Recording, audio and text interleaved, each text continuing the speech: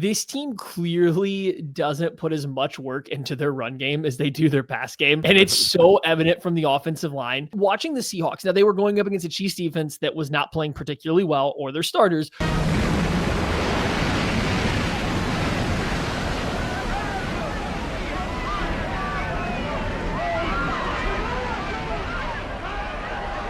But watching how much pride they took, even on a zone run, of getting a hat on a hat and then owning that like confrontation, like winning that battle, you could see when they got to a defender, their goal was to like completely dominate the rep. And so many times for the Chiefs, it's just like, okay, we got in the way. Besides Trey Smith, okay, we got in the way. We're good. And I'm not saying that's bad. It's it's an angles and space-based run game based around the RPOs and the motion, misdirection. Like that's what they do. But just the buy-in and how many times the Chiefs just like have the right numbers and they're even running a pretty decent direction to out leverage a defense, but just one player randomly just happens to not make a great block. And this goes back to the Cardinals game too. It's been Trey Smith. It's been Kingsley at times. It's been Josh Simmons. Like it's been all of them. This goes into the regular season. It's just, they constantly have just one person who doesn't execute their block. And it just feels like there's just a lack of emphasis, not bad coaching, not improper technique or anything like that. It's just like there's a lack of emphasis on some of those run plays. And it is entirely frustrating when you pair that with a running back room that lacks dynamic ability and has highly questionable vision. Like it's just like that, those two things added to an offensive line who doesn't seem to emphasize like completely dominating in the trenches and owning every single space up there. It really creates a very stagnant, boring run game that even a 6-yard gain for the Chiefs just kind of feels like, okay, I guess. It never even just feels like that was a good 6 yards. It's just like, they found 6 yards of space and then fell down.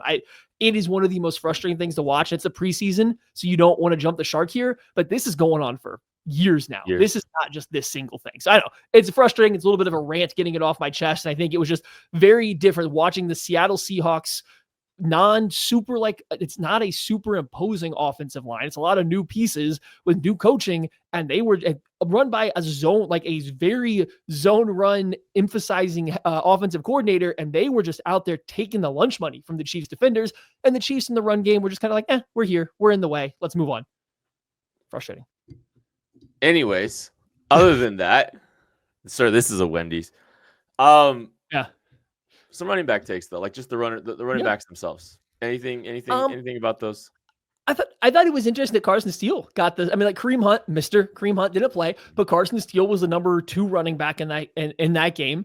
So like you can make an argument that kind of puts him as the third guy. He played a couple third downs there. I thought it was interesting. I don't know if it means a ton because it felt like the week prior they went to Elijah Mitchell a little bit earlier. This week they decided to give Carson Steele it.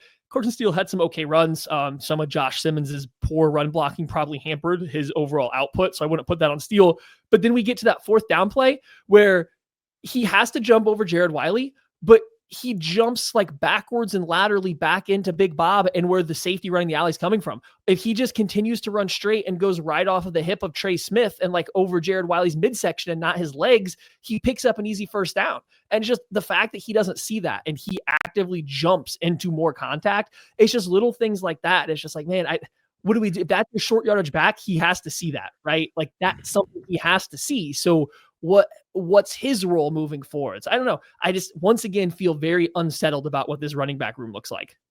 I do too. I have no great pulse on things. I think part of why I don't have a great pulse on it right now is I do feel like we have this presupposition about Brashard Smith being such a key cog in this whole thing. Like where there's expectations and belief that he's going to be making this roster. And like, I think that probably needs to be slowed down, and it actually makes an exciting run or two, though.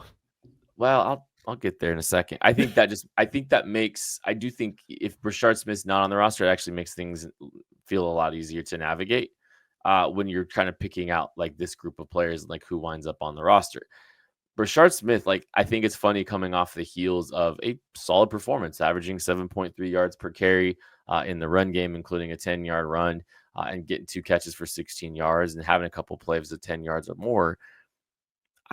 I'm just struggling to figure out what the vision for him is, how he fits, what his role looks like on this team.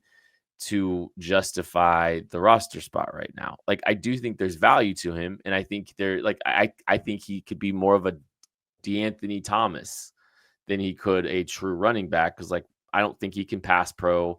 I don't know how great he is running in between the tackles. Still think there's some questions about the vision. There's juice there. There's plenty of juice, but how does it look for a roster construction? From a roster construction perspective, can you keep Carson Steele and Brashard Smith on the roster at the same time? I know that's completely two diametrically opposed types, but when you're trying to figure out this roster, it's like, are we keeping a fullback? Are we keeping a Carson Steele type player? And then if we're doing that, can we keep Brashard Smith on the roster, knowing that we need, capable running back depth, and our running back depth of players that we could stick their nose in pass protection, turn around and hand the ball off on short yardage. Those things all are kind of, that depth gets thin pretty quick too, right? If those are the things that are keeping my mind unsettled at the running back position. And I think it's tricky. I think it's tricky to try to figure out who winds up getting in this room, because I think it's all about what this team's vision for short yardage, what their vision is for special teams, matters tremendously when they're trying to piece this whole thing together. Yeah, I keep getting in a lot of trouble from, the comment sections and Chiefs fans and stuff for saying, I don't know if Brashard Smith's a lock. And people really want to put him in there as this complete lock. And I get it, right? Theoretically, he has the most juice. I mean, Elijah Mitchell, if healthy, I would argue is comparable, in terms of how much speed and stuff they have. We just don't know if he's healthy. It's just watching Brashard Smith. Yeah, it's just not natural as a runner. And while I think there is an avenue for him to be this receiver out of the backfield, this third down back that's utilized mostly as a receiver that can come in and matter for the team a little bit, can do some stuff. I do think that there's an angle there for that. But I feel like if that's the case, you got to feel really good about your other running backs ahead of him, right? And I don't think the Chiefs are there yet. You can't have this full-on specialized pass-catching running back, not third down, because with the pass pro, he hasn't got a ton of opportunities, but he's a very small running back who it seems like in practice has not always had his best reps. We haven't got a ton in preseason, but I doubt he's going to be used as a pass protector very much. So you can't have this very narrow rolled, specialized receiving running back in this running back room that has got Isaiah Pacheco, who's often hurt a little bit and very up and down with his consistency, Mr. Kareem Hunt, who's, just the wear and tear on his body. And then you're probably having to decide between Elijah Mitchell and Carson Steele, who one of them will make it, one gets cut. It's just, I don't know. It's very convoluted, like you said. I think it does get tricky to try to keep Brashard Smith this year into that room. Now, we come to this third preseason game. He gets more opportunities, looks more comfortable running. Maybe he gets opportunities behind the actual first team offensive line, and he breaks off a big run that isn't an end around, or breaks off a big run that isn't spin, very impressive spin out of the backfield, but then just breaking contained because of, the flow and everything, just overran the play. Those two runs, I don't think are overly repeatable throughout a season, right? So I don't know if I can fall back on, look at these glimpses of explosive runs from Brashard Smith. Maybe forcing the missed tackle is repeatable, but the way those runs went down, I just don't think are overly repeatable. So yeah, I'm a little bit more on the fence with him than I think a lot of fans are right now. And I just trying to get people to slow down and pump their brakes a little bit, because I still haven't quite seen it that says that's why they have to have him on the 53-man roster right now. Right. So if you expect them to keep 4 running backs, including Carson Steele, and they keep 9 offensive linemen, and and they keep 3 tight ends, I mean, you're looking at seven receivers probably to start, because of the situation with Rashee Rice. You might have 7 receivers on the initial 53-man roster. Where are you cutting? Are you keeping 4 interior defensive linemen? Because the Chiefs have 5 rosterable edges right now. I just think trying to piece this thing together, I think, there's 5 linebackers. I've got it 5 linebackers, 6 corners. Oh, we're a week away from picking this 53-man roster here, because I got to do all this math in my head. Are we sure it's 7 wide receivers? So I feel like 7 felt more likely when you knew Rashee Rice is going to go right onto a suspended list, right? When you needed that. If you're going to have Rashee Rice, I don't know if you need 7 right away. Worthy, Brown, Juju, Rashee, Remigio, Royals. Oh, yeah, we got Thornton right there that we feel like is pretty close to a lock, huh? At least I do. Yeah, okay. This will be a conversation for next week. We got to pick out this 53-man roster. But yeah, that's something. You're right. It's tight, man. It's tight.